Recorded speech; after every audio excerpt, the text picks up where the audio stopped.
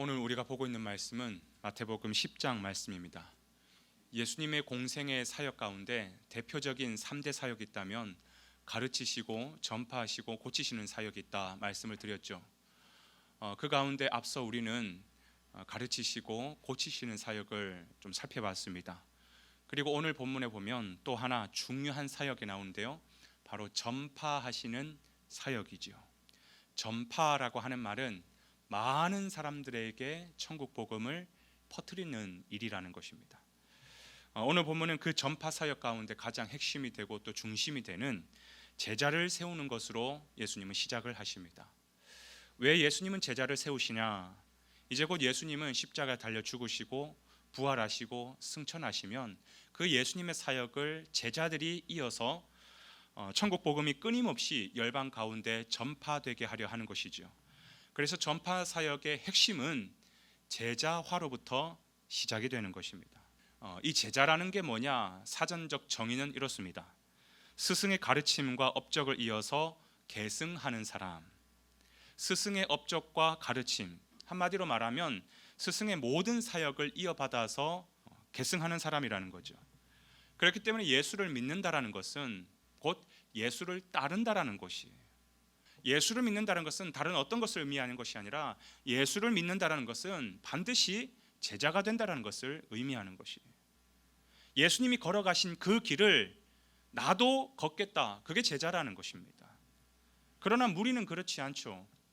무리는 예수님이 걸어가셨던 그 길을 따라가는 것이 아니라 자기의 욕망을 따라가고 자기의 꿈을 쫓아서 잠시 예수님을 이용하는 사람일 뿐인 것입니다.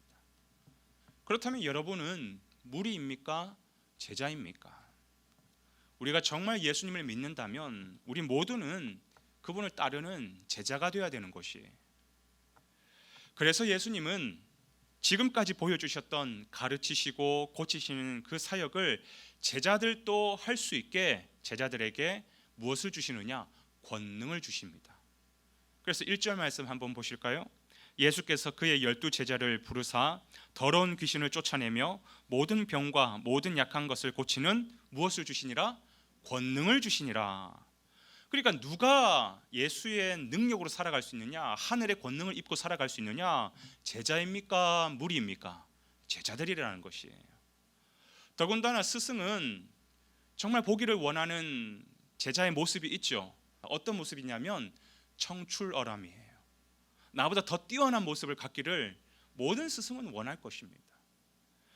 그래서 예수님도 마찬가지예요. 요한복음 14장 12절에 보면 나를 믿는 자는 내가 하는 일도 하겠고 나보다 더 큰 일을 하리라, 그렇게 말씀하셨어요. 그러면서 예수님께서 뭘 말씀하시냐면 바로 이어가지고 성령을 주시겠다는 약속을 하시는 거예요. 그분을 따르는 제자만이 성령을 입고 또 하늘의 능력을 입고 청출어람하면서 살아가는 것이지요. 그렇기 때문에 우리 모두는 예수님을 참으로 믿는 자가 된다면 제자가 되는 것이지 무리가 되는 것이 아니라는 것입니다. 그런데 오늘 주님은 그 제자들을 훈련시키시면서 당부하셨던 중요한 몇 가지의 말씀들이 있어요. 한 3가지로 우리가 요약을 해볼 수 있을 것 같은데요. 첫 번째는 너희에게 이러한 하늘의 권능과 성령의 능력을 줄 것인데 사욕을 위하여서 사용하지 말라라는 것이에요. 우리 8절 말씀 한번 볼까요? 병든 자를 고치며 죽은 자를 살리며 나병 환자를 깨끗하게 하며 귀신을 쫓아내되 너희가 거저받았으니 어떻게 하라고요? 거저주라는 것이에요. 사실 우리가 이런 하나님의 성령의 은혜를 덧입고 은사들을 받으면 흔히 빠지기 쉬운 게 뭐냐? 자기 영광 취하려고 한다는 거예요. 이런 은사를 하나님이 주셨다라고 생각하지 않고 종의 신분을 벗어나서 야, 내가 잘나서 그렇지, 내가 기도 열심히 해서 그렇지, 하나님은 나만 특별히 사랑해서 그렇지, 그러면서 교만에 빠지기 쉽다라는 거예요. 그래서 교만에 빠지다가 결국은 어떻게 가느냐? 돈에 대한 욕심이 생기기 시작하죠. 그 하나님 주신 은사를 가지고 돈 욕심을 부리는 겁니다. 제자의 정신은 자기 영광 취하는 것이 아니라 우리는 통로라는 거예요. 하나님이 우리에게 거저 주셨으니 그걸 흘려보내서 거저 주면 되는 것이에요. 우리는 하나님의 손과 발이 되어서 내 영광 취하는 것이 아니라 정말 통로로서 주님 앞에 쓰임받는 삶이 되면 되는 것이라는 겁니다. 그런가 하면 두 번째, 주님께서 뭘 말씀하시느냐? 너희는 내 이름으로 인하여서 세상에서 미움을 받을 것이다. 제자의 숙명입니다. 제자의 숙명. 예수님을 따르는 자는 스승이신 예수님도 고난을 받고 이 세상에서 핍박을 받았기 때문에 그를 따르는 제자들도 바로 그 십자가의 길, 고난의 길을 피할 수 없다라는 것이. 22절 말씀 한번 보겠습니다. 또 너희가 내 이름으로 말미암아 모든 사람에게 미움을 받을 것이나 끝까지 견디는 자는 구원을 얻으리라. 오늘 예수님께서 제자들에게 세상에서 훈련을 시키실 때 어떤 표현을 쓰시냐면, 내가 너희들을 세상에 보내는 것이 양을 이리떼 가운데 보내는 것과 같도다, 그렇게 말씀하셨어요. 여러분, 이게 세상의 이치예요. 사단이 지배하고 있는 이 세상은 반드시 예수 믿는 우리를 핍박합니다. 사단이 가만히 내버려 두지를 않습니다. 특히 오늘날 이 예수 믿는 것이 얼마나 힘듭니까? 정말 쉽지가 않아요. 온갖 유혹이 있고 온갖 조롱이 있고 온갖 핍박이 있습니다. 그러나 주님께서 말씀하시죠. 나로 인하여서 너희들이 분명히 핍박을 받을 것이다. 그러나 끝까지 견디는 자는 무엇을 얻을 것이라고요? 구원을 얻을 것이라. 그렇습니다. 그래서 우리는 세상 앞에서 당당하게 미움받을 용기가 있어야 돼요. 그래, 나를 미워한다고? 그래, 미워해라.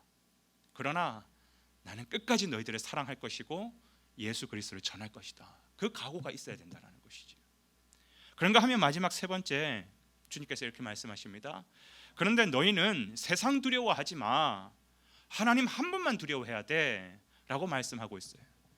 세상이 너희를 미워한다고? 그까짓 것 각오하고 미움을 받으면 돼. 절대로 세상을 두려워하지 말고 하나님 한 분만을 두려워해야 된다는 것입니다. 28절 말씀 한번 볼까요? 몸은 죽여도 영혼은 능히 죽이지 못하는 자들을 두려워하지 말고 오직 몸과 영혼을 능히 지옥에 멸하실 수 있는 이를 두려워하라. 진짜 우리의 영혼을 주장하시는 여호와 하나님 한 분만을 두려워하라는 거예요.